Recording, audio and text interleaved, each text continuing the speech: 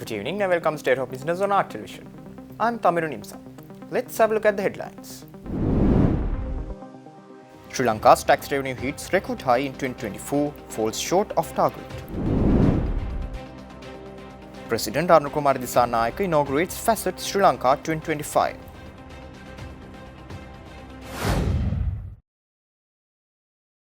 News in detail.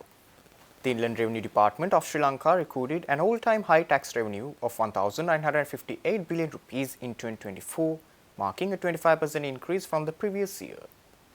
Despite this significant growth, the collection fell slightly short of the government's ambitious target of 2,024 billion rupees. The increase of 392.7 billion rupees compared to 2023 was largely attributed to high income tax collections, which contributed 1,023.2 billion rupees, over half of the total revenue.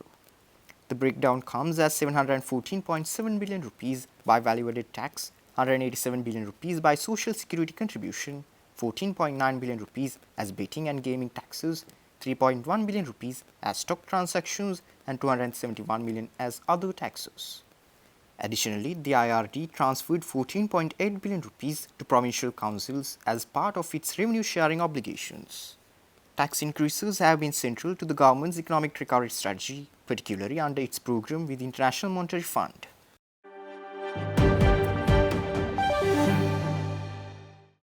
President Anukumar Dissanayake inaugurated the 31st edition of Facet Sri Lanka 2025 International Gem and Jewellery Exhibition at a hotel in Colombo recently.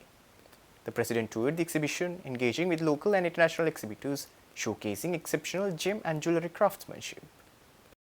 Organized by the Sri Lanka Gem and Jewellery Association in collaboration with the National Gem and Jewellery Authority and the Export Development Board, Facet Sri Lanka is recognized as Asia's premier gem and jewellery exhibition.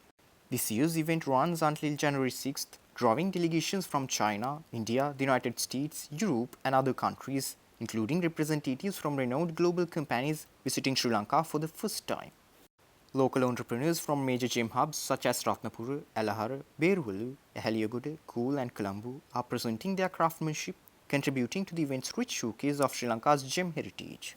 The exhibition's primary objective is to foster global business opportunities, aiming to surpass $1 billion in gem and jewelry exports while promoting the industry's sustainability, diversity, and cultural significance. Dignitaries in attendance included Minister of Industry and Enterprise Development Sunil Handunetti and the Minister of Foreign Affairs, Foreign Employment and Tourism Vijitha Herath.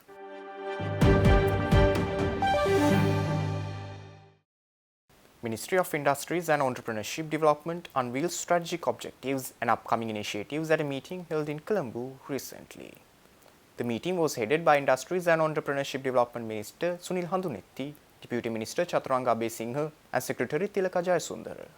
They outlined the ministry's recent achievements and future plans aimed at advancing industrialization and entrepreneurship in Sri Lanka. The ministry has identified policy development, industrial support, new business creation, entrepreneurship support, traditional industry development, ME development and export promotions management to foster industrial growth and entrepreneurship. Overseeing 29 institutions, the ministry's portfolio includes key entities like the IDB, SCD, NEDA, EDB and SLITA, as well as state-owned enterprises in sectors such as minerals, sugar, salt, ceramics and textiles. The ministry reaffirmed its dedication to resolving immediate challenges while laying the groundwork for sustained industrial and entrepreneurial growth.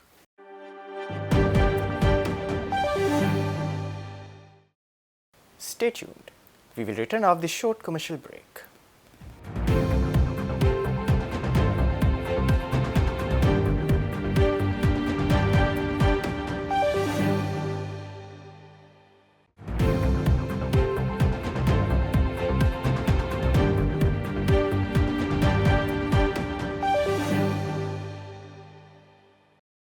Welcome back after the break.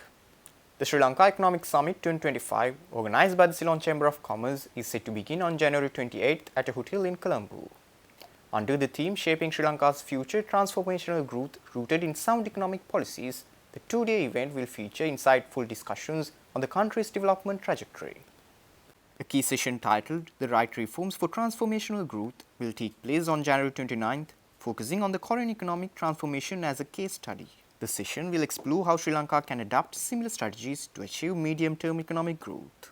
The discussions will emphasize opportunities for Sri Lanka's growth in key sectors, the role of public-private partnerships in driving development, insights from multinational corporations, local conglomerates, and sector experts. The session will be headlined by Dr. Wing Jing Song, country representative for Korea at the Asia Foundation, who brings over 25 years of expertise in public service, international affairs, and economic diplomacy.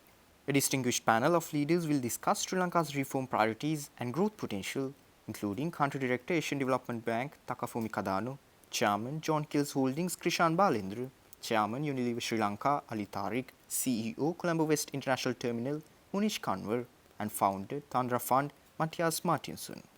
The panel discussion will be moderated by Chief Economic Policy Advisor at the Ceylon Chamber of Commerce, Shiran Fernando.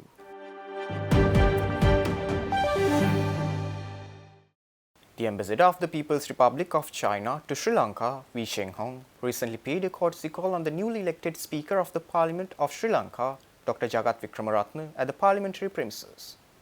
The meeting, held on, was also attended by the Secretary General of Parliament, Kushani Rohanatira. During the meeting, Ambassador Wei Shenghong presented a letter of greetings from Zhao Leji, Chairman of the Standing Committee of the National People's Congress of China, to Speaker Wickramaratne. The letter conveyed New Year wishes and emphasized the enduring cooperation between the two nations. The ambassador expressed hope for strengthening ties between the two legislative bodies through exchange programs and mutual collaboration. Speaker Dr. Wickramaratne acknowledged the value of Chinese-backed development projects, notably reflecting on his experience as Deputy Director of the China-Sri Lanka Friendship National Nephrology Specialized Hospital in Polonnaruwa. He expressed gratitude for China's contributions and highlighted their positive impact on Sri Lanka's people. Dr. Wickramaratne also voiced interest in reviving the Sri Lanka-China Parliamentary Friendship Association in the 10th Parliament to foster closer ties between the parliaments of both countries. Ambassador Wei Shenghong shared details of the preparations for President Anurukumar Dissanayaka's first state visit to China.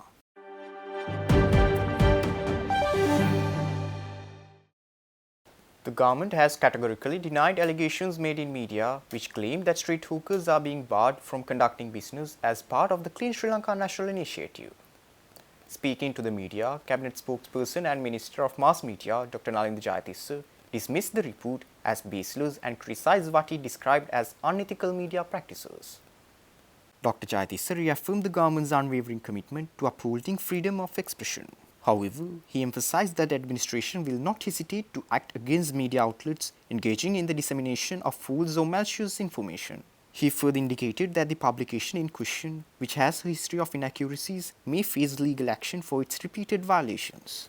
Dr. Jayatissa emphasized the National People's Power government's dual commitment to supporting journalistic independence and combating the misuse of media platforms for political agendas or misinformation.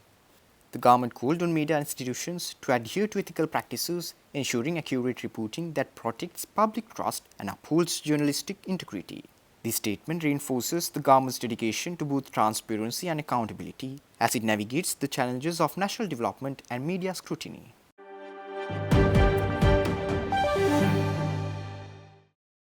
Stay tuned for stock update.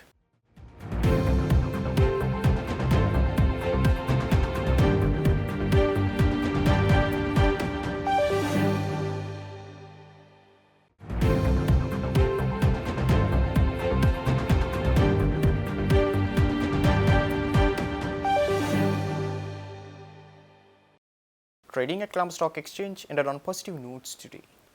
The All Share Price Index dropped by 170.82 points to close at 15,878.60, and the S&P SL20 dropped by 55.39 points to close at 4,804.94. The turnover was 8.5 billion rupees and over 358 million shares were traded.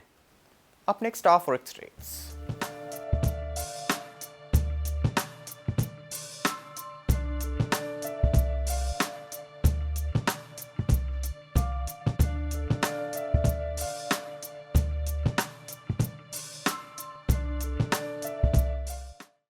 That's all our news for today. For this and more, subscribe to our channel on YouTube and follow us on Facebook. Take care and good night.